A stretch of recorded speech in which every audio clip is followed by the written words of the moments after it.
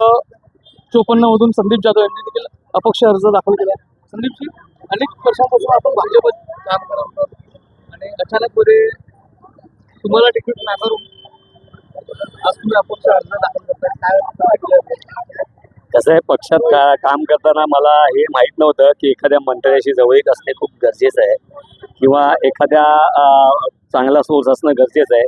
सामाजिक कार्यापेक्षा एखाद्या सोर्सला जास्त महत्त्व दिलं जातं हे मला माहीत नव्हतं आणि आज त्याचं दुःख होतं आहे. महाराष्ट्राचे आदरणीय मुख्यमंत्री श्री देवेंद्र फडणवीस साहेब यांना प्रेरित होऊन आणि यांच्या कामावरती खुश होऊन आणि एक संयमी आणि चांगला नेता असा महाराष्ट्राला भेटलेला आहे, त्या नेतृत्वाला प्रेरित होऊन आम्ही या पक्षात आलो. पण जी इतर मंडळी आहे त्या मंडळींना अशा आमच्यासारख्या कार्यकर्त्यांची गरज नाही आहे. एक आवाज पोहोचलेला संदीप जाधव आणि कुठेतरी भाजपने तो आवाज थांबवला का? नाही, कसं आहे, भाजपाने आवाज थांबवला तरी असं नाही बोलू शकत.